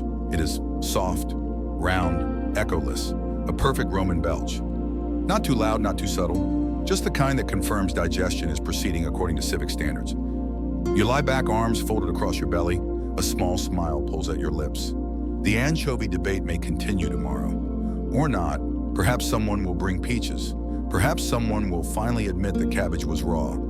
Perhaps nothing at all will happen. You'd be content either way. The room dims, and with it your thoughts. The oil lamp dims to a low amber sigh as you settle deeper into the couch, letting your limbs sprawl in careful indifference. Somewhere the last kitchen ladle clinks into place for the night. The villa exhales. And so do you. Your stomach is no longer digesting, it's contemplating. This is the final stage, not hunger, not fullness, but the quiet third state Roman philosophers would write about if they weren't so busy complaining about figs. A soft knock, you grunt. Felix enters without waiting because by now your grunt is legally binding. He carries a small bowl, inside carrot juice. You stare at it. He says nothing, neither do you. The bowl is placed gently on the side table. He vanishes. You eye the contents suspiciously. The juice is bright orange, slightly pulpy, and smells alive. You lift the bowl, sip cautiously. It tastes like the color orange got bored and went to the countryside. You've been told it aids clarity of thought. You've also been told it helps the liver, sharpens the eyes, and quiets the dreams. You're not sure any of that is true, but tonight you're tired enough to believe a vegetable might redeem you. You drink it all. Somewhere between the fourth and fifth sip, a memory bubbles up, a younger you, standing barefoot near a bathhouse drinking carrot juice because your mentor said it would align your humors. That same mentor once mistook vinegar for wine and declared it bracing. You've questioned his advice ever since. You rise again and begin the second walk of the evening. This one's shorter, slower. Less about digestion, more about gathering the day into a box you can close before sleep. You wander past the corridor of family bus, each stone face looking slightly more constipated than the last. Your great-aunt Drusilla has the kind of jawline that suggests she never once allowed butter in her home. You nod respectfully. You also silently vow to eat extra pears tomorrow in her honor. Your path loops you past the indoor bathhouse where steam still clings to the air in lazy spirals. A servant scrubs tiles half-heartedly. You step inside for a moment, not to bathe, but to feel the warmth. The humidity kisses your cheeks. You breathe deep. You sit on a heated bench. The clay beneath you is warm and smells faintly of bay leaf and old arguments. You run your fingers across your knee and think about your old friend Silius, gone now, but once famous for eating 6 figs before every debate. Swore it helped him speak. He also once hallucinated a statue winking at him, so it's hard to say. Historians have tried to reconstruct the private routines of senators like Silius. Some suggest they meditated. Others say they simply counted almonds and stared into polished tiles until they felt philosophical. You suspect both are true. You rise again, skin warm, now joints a bit looser. You return to your quarters through a quiet hallway lined with terracotta lamps. Their glow now low and comforting, like old friends too sleepy to offer advice. Back in your room, the cot awaits. The linen has been changed again. The pillows are stacked in the exact configuration you didn't ask for, but secretly like. You sit then, lie down, one knee propped lazily, the other foot dangling like a senator's unanswered letter. On the table beside you, a half-finished scroll. You don't reach for it. You've already read enough today: laws, menus, poetry about leaves. No, tonight you rest not with information, but with digestion. A soft burble from your belly agrees. You let your hand rest there, a gentle pat, the universal sign for we made it. You close your eyes, but your mind lingers just a little longer on garum, on pears, on the shocking sweetness of roasted carrots, and on a nation built not just on conquest, but on routine. Even senators sleep, eventually. Sleep does not come all at once. It approaches cautiously, like a servant unsure whether you're truly done talking. You lie still, eyes half-closed, body, relaxed mind, mildly bloated with thoughts that refuse to burp themselves away. Then a knock, soft, hesitant. You groan barely louder than the creak of the door as it opens. Lucius, again. The stoic friend. He never really leaves, does he? Still awake, he asks, already stepping inside without waiting for a yes. He's carrying chestnuts wrapped in linen still warm from the embers. You raise an eyebrow. It's late, you mutter. It's never too late, he says, for both clarity and chestnuts. You sigh, you sit up. This is the burden of friendship, being expected to philosophize with legumes when all you want is to exhale until unconscious. He sits cross-legged on the floor like a teacher in a classroom of one. He sets the chestnuts between you. They smell earthy sweet and slightly threatening. You crack one open. The shell yields with a satisfying pop. The inside is soft, warm, vaguely like bread if bread were confused about its role in society. You chew slowly while Lucius drones on about ephemeral satisfaction and the impermanence of sensation. You nod occasionally, mostly when chewing. Take the chestnut, he says, holding one up like it's sacred. Here is a thing that lives underground, waits patiently, and offers itself only after fire. What does that remind you of? You blink at him, my cook. He frowns. You eat another chestnut. Historians still debate whether Stoic visitors overstayed their welcome or were quietly tolerated for their ability to distract the digestive system from its nightly tantrums. A satirical text attributed to Marshall describes a senator who fakes sleep just to avoid his philosopher's third metaphor about turnips. You're tempted, but Lucius is harmless. He has kind eyes and bad knees. He once quoted Epictetus so often at a banquet that everyone began to imitate him behind his back until he started coughing mid-recital and everyone panicked that the moral order of Rome was collapsing. You finish your third chestnut, your fourth. The room is warm now, filled with the scent of scorched shell and overly sincere friendship. Lucius stands. I've said enough, he announces, which means he's said too much. He nods to you then to the fig statue by the window as if it too deserves wisdom. Then he's gone his sandals, whispering over the stone like gossip. You lie back again. The cot welcomes you. So does gravity. Your stomach, now fully sedated by nuts and philosophy, lets out a contented gurgle. Outside, the moon has shifted higher. The torches are out. The wind carries the faint smell of someone cleaning out the fish sauce amphorae. Even at night, Rome doesn't sleep, it simmers. Your thoughts begin to fragment half-memories, lingering flavors, the distant sensation of being mildly right about something. You imagine a simpler life, perhaps, as a baker rising before dawn, shaping loaves with floury hands and never having to argue about anchovy tariffs. Or perhaps as a goat farmer, walking hills with wool over your shoulders, lunching on olives and not caring whether pears are in season. But no, you're a senator, and with that comes responsibility, routine, and digestive resilience. Sleep edges closer. You roll onto your side, pulling the sheet halfway up. It smells of sun and starch. Your feet shift against the mattress like they're tucking in too, and just before sleep claims you one last thought tomorrow. I'm skipping the chickpeas. You won't, but dreaming it feels good.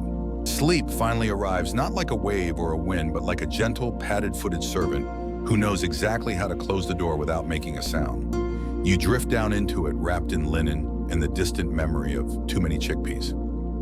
And then morning again. Not abrupt, not cruel, just present.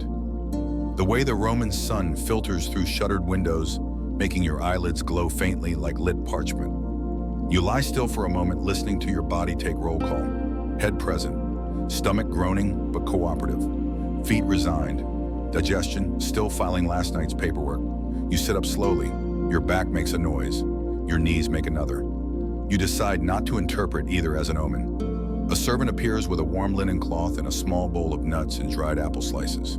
You're not entirely sure if this is breakfast or a warning. You accept it either way. The apple slices are tart, leathery, and vaguely philosophical. You chew as you walk toward the peristyle, where the sun is now cutting soft patterns through the colonnade. You pass a slave sweeping yesterday's fig leaf trail. He nods. You nod. You're all part of the system. Today's first task is simple: exist in a dignified manner until lunch. You begin with a stroll because movement encourages digestion and discourages unexpected political arguments. You take your usual loop past the citrus trees where the oranges still refuse to ripen and the pigeons still roost with passive-aggressive intent. Then a detour through the kitchen courtyard. Here the cook is already shouting, not loudly but rhythmically, like a priest conducting a ceremony involving oil, garlic, and someone's shattered pride. You pause at the doorway. Today's menu, you ask, feigning casual disinterest. He glances up from a bubbling pot. Chickpeas with turnip shavings. You blink. He adds, but no garlic, as requested. You want to laugh. Instead, you give a sage nod as if you've always secretly known turnips were the future. Historians often wonder how involved Roman senators were in their kitchens. Some say very. Others say they merely passed judgment from a safe distance while sipping wine and quoting Horace. You've always tried to strike a balance, just engaged enough to protect your palate, but far enough away to blame someone else when things curdle. You leave the kitchen and retreat to the study where scrolls await you. Not because they contain urgent matters, but because ignoring them would suggest you've been enjoying yourself. And that's unbecoming. You unroll one at random. It's from Senator Flaccus, a report on fish imports. Apparently, a new supplier in Hispania has been fermenting anchovies faster by storing them in sun-warmed amphorae buried under horse dung. You sigh. There are no words in Latin for too much information, but if there were, you'd write them on the envelope and return it. Still, you make a note to mention it at dinner. Someone will overreact, probably Petronius. He once fainted during a discussion on tripe. You sip watered wine, bland, slightly sour, but familiar. Like policy, like figs. Just then, a second scroll arrives, this one from Lucius. It reads, the chestnuts were not the answer, but they were close. You snort, out loud. The scribe copying a tax ledger beside you flinches. You return to your private chamber and sit on the bed once more. The linen is wrinkled from last night's sleep, the pillow faintly scented with rosemary and wine breath. You smooth it gently. A ritual, a reset, and then another servant arrives. Shall I prepare the napping couch, he asks. You glance at the sun, which is exactly where it should be, almost noon. You nod. Add an extra cushion today. He bows. And just like that, the cycle begins again. Morning mild meals, moderate motion, modest meaning. All on repeat, all wonderfully beige. The Roman senator's diet isn't just about food. It's about control, predictability, a life lived in measured portions. You eat, you chew, you walk, you rest. You listen to poets and overcook beans. You sip vinegar and pretend it's wine. You debate the salt content of anchovy paste like it's a matter of state. And every so often, like now, you think to yourself, maybe today I'll eat something exciting. But you won't, and that's the Roman way. The midday haze settles over the villa like a thin wool blanket, warm, inescapable, and slightly itchy with obligation. You find yourself once again reclining in the shaded alcove near the triclinium, where you're supposed to be reviewing a scroll about granary audits in Etruria, but instead you're using it as a tray for your goblet. Then you hear him. Salve, old friend, the unmistakable voice of Marcus, your favorite stoic visitor and part-time bringer of unsolicited insight. He appears around the corner with sandals dusty from walking uphill and a small sack slung over one shoulder like a philosopher who's decided to try vending. Don't say you brought more figs, you mutter. He grins. Chestnuts. Of course. He sits without asking, which is how you know he's a friend. The sack is placed reverently between you and out tumble warm, roasted chestnuts, cracked just enough to suggest forethought. You notice he's already eaten 3. I brought enough to share, he lies. You pick one up its shell slightly charred. You peel it open, revealing a soft interior that smells faintly of smoke and self-discipline. You bite. Sweet, starchy. The kind of food that doesn't demand affection, but earns it. Marcus chews, then speaks through half a nut. You know what Epictetus said about hunger. Something insufferable. He ignores that. He said hunger is the body's way of reminding the soul that it is still caged. You chew your chestnut pointedly. Then I must be extremely caged because I was reminded 3 times today once by cabbage. He chuckles. Ah, cabbage, the philosopher's lettuce. Historians often wonder what late Roman senators talked about in their private hours. Some believe they discussed politics, treaties, and economics. Others argue that most of their conversation was about food, specifically what they were not allowed to eat.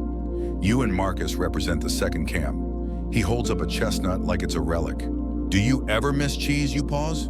This is dangerous ground. Greek feta, you whisper almost reverently, the kind soaked in brine so sharp it could dissolve poor decisions. He sighs. I once dreamt of a bowl of cheese. Just that, nothing else. I woke up crying.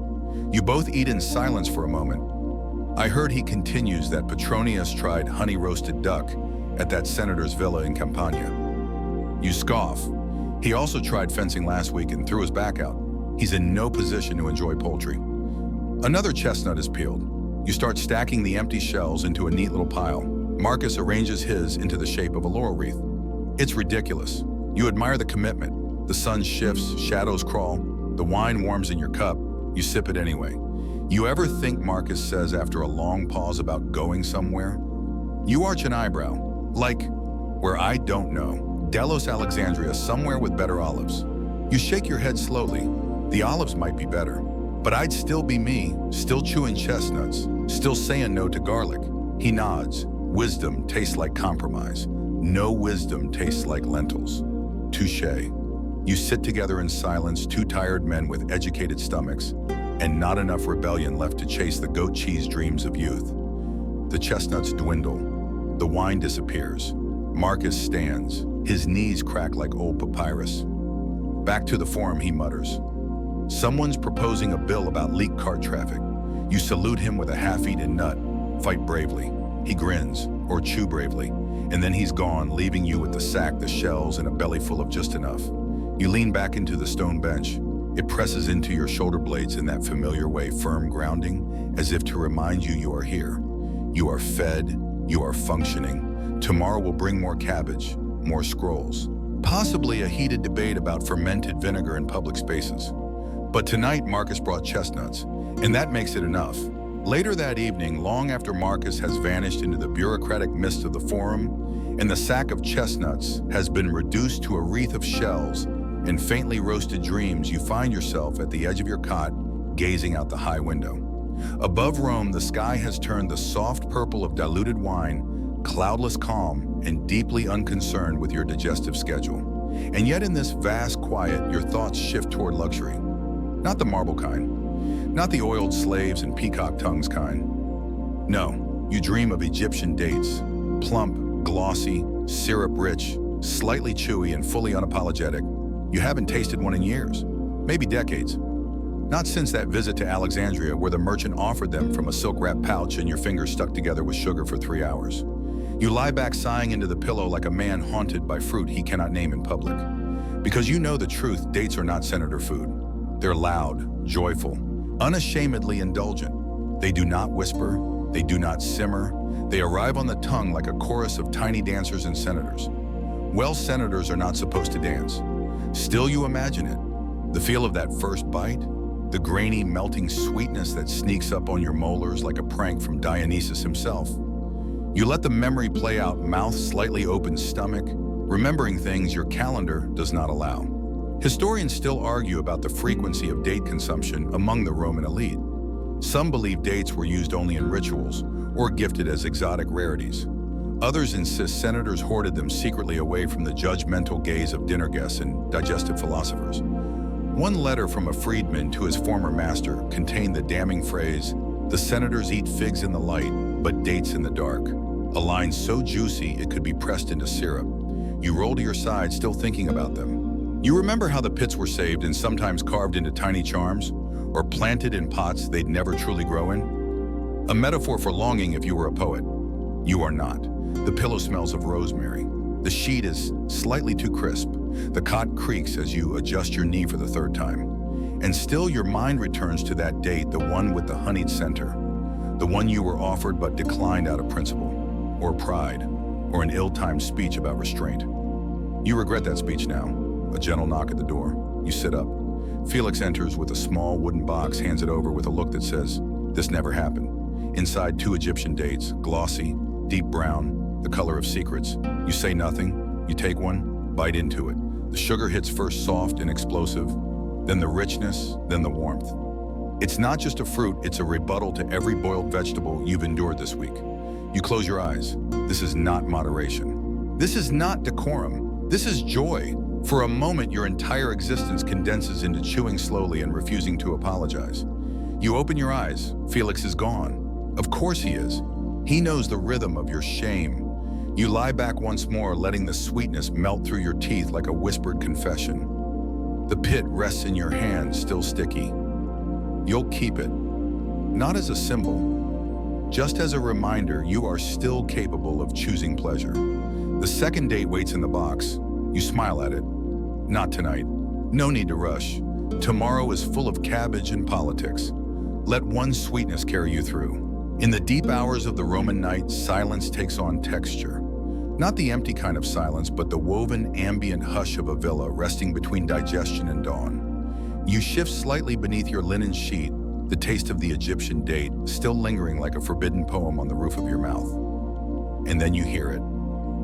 Gurgle. Not yours, another gurgle. Then a soft thump followed by the unmistakable groan of old plumbing. Ah yes, the water pipes. The ancient aqueduct-fed arteries of your home weaving beneath the stone like Rome's own digestive tract, now murmuring in the dark. They gurgle, they hum, sometimes they whimper. You've grown used to them, fond even, but tonight their noises sound sentient, reflective. You lie still listening. Is that a sigh or just air trapped in the bronze? The pipes speak again, something between a burp and a bubble. You smile. They're digesting too. Probably the runoff from the boiled chickpeas, or someone over-cleansed the lemon basin. Either way, your villa is processing the day just as much as you are. Historians still debate the sophistication of Roman plumbing. Some claim it was the marvel of the ancient world, proof of a civilization obsessed with order and cleanliness. Others point out the frequent accidental geysers and pipe-based ghost stories recorded by frustrated house staff. One inscription found in Ostia reads, "If this pipe speaks again, I leave this house forever." Beneath it, a faint doodle of a crying amphora. You turn on your side to face the wall. There's a small fresco here of a satyr pouring wine for a reclining man who looks suspiciously like you. The satyr smirks. The man looks smug. You often wonder if the artist was mocking you in advance. Another gurgle, this one lower, longer, more philosophical. You whisper, "Same here, old friend." Your belly stirs in solidarity. Not pain, not hunger, just the mild ache of survival. It's remarkable how many things in your world digest. The pipes, the people, the policies. Nothing is still. Everything bubbles in time. You sit up briefly, swing your legs over the side of the cot, and sip from the cup of cool fennel water beside your bed. It tastes exactly like regret diluted with effort. You listen again. A drip, a hiss, a pause, then silence. The pipes have fallen asleep. You lie back down refreshed not by water, but by the reassurance that even the infrastructure has rhythms. A breeze stirs the linen curtain. You watch it lift and fall like a sleeping lung. This villa is alive in 1,000 quiet ways. Sandal prints worn into steps, elbow-shaped dents in cushions, garlic ghosts in the stone, and those ever-whispering pipes. You stretch once, arms over your head, toes flexed, and exhale. Your body is tired. Your thoughts are loose. Your villa is whispering lullabies in water. You don't need a poet tonight. You don't need figs or stoic metaphors, or even another roasted chestnut. You have your pipe choir, and it's enough. You drift in and out of sleep, now hovering at that tender edge where the world softens, and everything feels distant, round-edged, and gently ridiculous. The last sounds of the villa pipe's pigeons, poetry fragments still echoing in the courtyard, have faded into a kind of auditory fog. But even here, floating between awareness and rest, your mind reaches for one last forbidden fruit cheese. Yes, cheese. Soft, crumbly Greek feta soaked in brine and rebellion. Or a hard peppered wedge of pecorino, the kind that crumbles into salads and friendships. Or even smoked goat cheese brought by shepherds who speak in vowels and vanish at dusk. You turn onto your side, half wrapped in linen, and let the craving bloom, not sharp and desperate, but romantic, like recalling a lover from another life. You remember the last time you ate cheese without apology. It was years ago, a moonless night. Someone's cousin had returned from a naval voyage with contraband dairy. You huddled around a torch, broke the seal of a wax-wrapped wheel, and inhaled like you were sniffing the gods. It was glorious, salty, crumbly, alive. And then Senator Tullius had a philosophical meltdown about bodily excess and tried to flush the rest of the cheese down a cistern. It clogged the pipe. For weeks, your villa smelled of soured virtue. Historians still debate the social acceptability of cheese in upper-class Roman diets. Most sources suggest moderation or avoidance, entirely especially soft or pungent cheeses, which were associated with emotional chaos and unreliable bowels.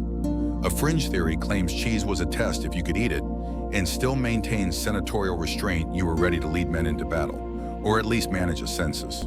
You shift under the sheet again. The memory of that cheese lingers like a flirtation. You think briefly of sneaking some into tomorrow's lunch, but you know how that ends. Whispers, judgment, someone fainting. Probably you. Still you let the memory play. A cheese plate, a single olive, a warm crust of bread, a drizzle of honey. You can hear your inner stoic screaming. You silence him with a cracker. Outside, a wind rustles the fig leaves. The moon glows over the rooftops like a distant wheel of camembert. You smile. Your stomach gives a low, resigned groan, half caution, half longing. You pat it softly. No cheese tonight, you whisper. Just dreams. And you dream. Not of grandeur, not of victory, not even of figs. You dream of a bite-sized wedge hidden beneath a napkin passed to you by a conspiratorial friend with wine on his breath and mischief in his eyes. You take the cheese, you eat the cheese. In the dream, you're smiling. In the real world, your mouth twitches, your toes curl faintly. You are in this moment deeply Roman principled, repressed, and completely undone by dairy. Somewhere near dawn, a breeze slips through the shutters and finds your face. It's cool, laced with stone dust and the faintest trace of rosemary. You stir, not quite awake, not fully asleep, just adrift in the soft gray space where dreams and duties overlap.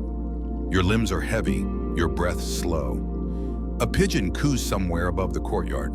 You briefly consider inventing a law against pre-dawn bird noise, but decide instead to reminisce about someone else's indigestion, specifically the emperor's. Ah yes, his imperial diet. You've never tasted it, of course, but you've heard about it. Everyone has. The peacock tongues, the stuffed dormice, the flamingo livers, the pearls dissolved in vinegar for drinking. So many meals more theatrical than nourishing. You once saw a diagram hand-sketched smuggled from a kitchen slave of an imperial centerpiece, a boar roasted whole and stuffed with songbirds and sausages and grapes wrapped in gold leaf. You'd stared at it for hours, equal parts horrified and hungry, and now lying here on a stiff cot with last night's carrot juice still burbling through your system, you think the emperor probably hasn't had to eat lentils 3 nights in a row. You don't resent him exactly. You just wonder if he remembers what chickpeas taste like when they're not being whipped into dessert. Historians still debate whether imperial excesses reflected cultural decadence or culinary curiosity. One surviving record details an event where 37 dishes were served in silence while a flute player walked barefoot over fruit. You once had a dinner like that. The flute player tripped on a pomegranate rind. It was the highlight of the week. But those imperial meals, those wild, chaotic towers of flavor, they're for emperors, not for senators. You noble citizen of taste and restraint are expected to dine with moderation, decorum, and chronic indigestion. Still, you wonder what it might feel like to bite into a stuffed ostrich wing and not be judged by a passing bust of Cato. You roll onto your back. The ceiling above you holds a mural of the heavens. Venus shines softly, one hand outstretched, offering you what may or may not be a wheel of cheese. You squint. It's probably symbolic. You pretend not to understand it in case the gods are listening. Back to the emperor. You once attended one of his banquets. Just once. You were seated 6 cushions away from the main couch in a position politely known as too far to be noticed, too close to sneak away. You remember the food arriving in waves, not courses events. Dishes hidden in other dishes. Fish wrapped in pastry that looked like birds. A dessert that burst into flame on command. And all the while, servers gliding past with amphorae of wine that smelled like melted poetry. You'd eaten cautiously, nodded appropriately, smiled faintly. But deep down, you missed your barley porridge. You turn again in bed, the linen cool against your shoulder. The air smells like bread rising in the distant kitchen. The emperor probably has pastry priests preparing his breakfast. You'll be lucky to get warm cucumbers. And yet, you wouldn't trade places. His life is performance without pause. Yours is routine with occasional figs. He eats peacock. You eat pears. He sleeps under thread. You sleep under lentils. You may not get gold-dusted oysters, but you also don't get poisoned by relatives. You close your eyes. Tomorrow will bring another day of slow-chewing, soft walking, and moderate political gestures. There will be no edible sculpture, no dessert ablaze. Just you, your scrolls, and the quiet pride of someone who never once tried to dissolve a gemstone in vinegar. The first true light of morning finds you blinking up at the ceiling mural again. Now washed pale by the sun, Venus is less celestial and more vaguely judgmental in daylight.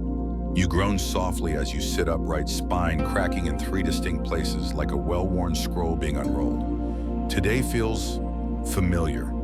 which is to say, so very Roman. And with familiarity comes memory. The worst dinner of your life. You shudder. It wasn't long ago, perhaps 2 winters back. The trauma still lingers in the folds of your tunic. You'd been invited to a modest senator's home for what was described ominously as a fusion affair. That should have been your first clue. You arrived in high spirits, only mildly hungry, dressed in your cleanest whites, and carrying the expected gift, a jar of honey so potent it could cure both wounds and awkward silences. The first course, oysters. You blinked. It was January. The host proudly explained they'd been shipped in from Gaul, still cold from the coast he had boasted. They were. Too cold, too gray, too alive. You'd eaten one, and then you'd prayed. Historians still debate how often food poisoning occurred among the Roman elite. With no refrigeration, ambitious menus were often met with intestinal revolts. One senator allegedly coined the phrase to dine like a god and purge like a pleb. By the second course, some sort of jellied fish loaf, you'd already begun sweating through your collar. A poet was reading about waves of hunger while your stomach rehearsed opera. By the third course, something involving fermented leeks and hot raisins, you were excusing yourself discreetly, a hand pressed to your midsection in the faint clatter of collapsing dignity behind you. You spent the next 3 days horizontal, swaddled in linen, refusing all food but barley water and suspiciously dry biscuits. Felix stood vigil. The house physician muttered something about bile imbalances. Someone brought you a single fig. You burst into tears. It was in every possible sense your worst dinner memory. Now seated on the edge of your own safe, cheese-free, oyster-free cot, you reflect on the lessons learned. 1, if the fish is still winking, don't eat it. 2, always inspect the raisins. 3, poets make bad waiters. You stretch, slowly. The kind of stretch that says, I survived both food and reputation loss. Then you rise, pad barefoot across the cool stone to your wash basin, and splash your face with water that smells faintly of laurel and pipe residue. In the mirror, you see the same face, older, wiser, slightly paler from the memory of fermented seafood, but resolute. You have not only survived that meal, you've earned the right to be selective. You speak aloud. No oysters, not now, not ever. A pigeon coos in agreement. You dress with quiet purpose. Tunic, belt, sandals, dignity, all aligned. You pass the kitchen on your way to the garden. The cook nods solemnly as if sensing the ghost of that night in your step. He does not mention leaks. He knows better. You sit beneath the lemon tree, sip warm rainwater with honey, and bite into half a cucumber with quiet resolve. Safe, solid, neutral. The Switzerland of vegetables.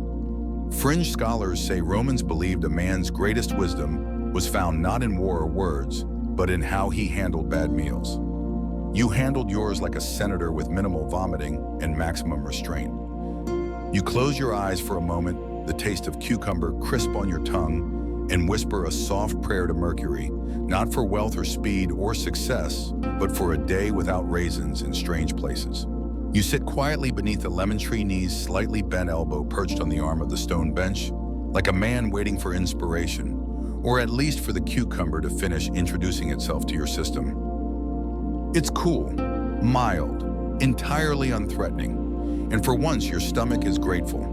And then, as it often does in these moments of calm, your mind takes a left turn and lands squarely in a question no one asked. What is the philosophy of porridge?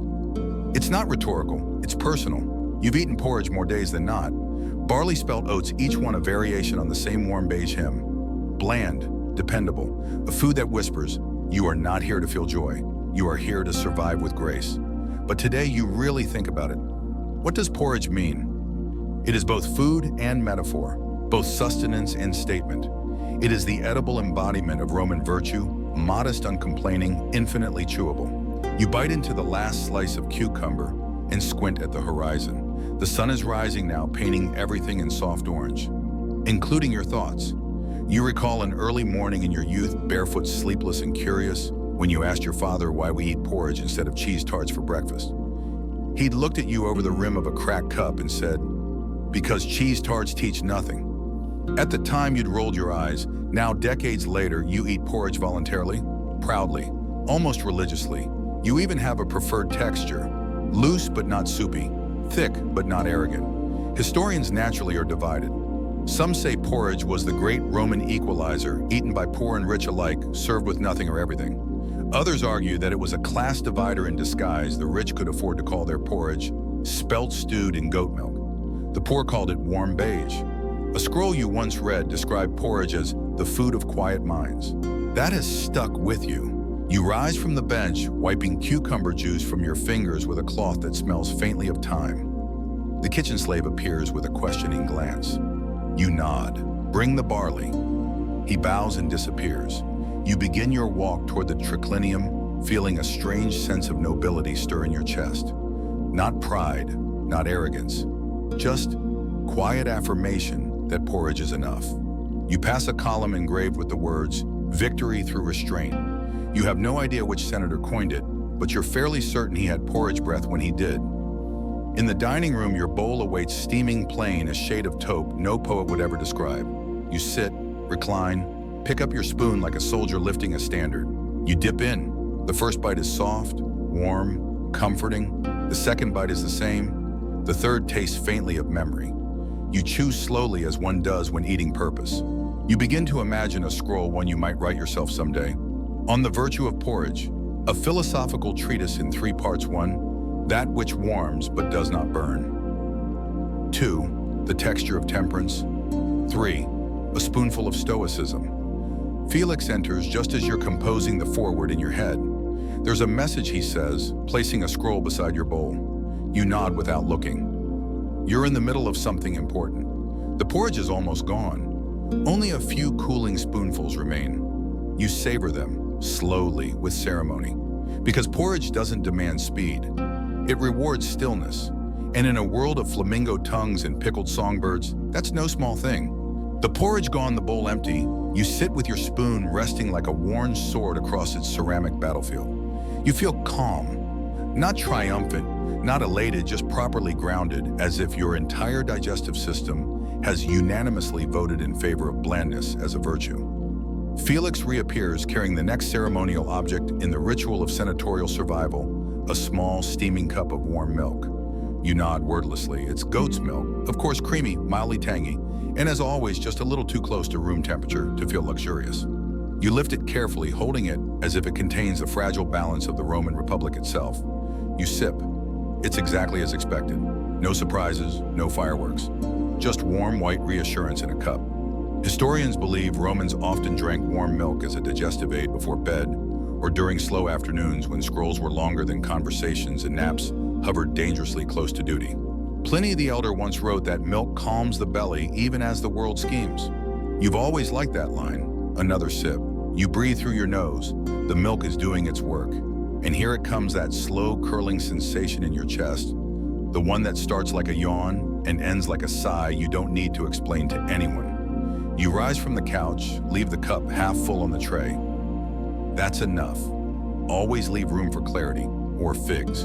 You walk the peristyle once more, just a short loop. The air is cooler now, crisper, like the world is slowly wringing out the last warmth from the day. Shadows stretch across the stones like silk unraveling. One of them is yours. You pass the lemon tree again. A fruit has fallen. You stoop to pick it up. It's firm, not quite ripe, which is to say completely Roman. You hold it up to the light.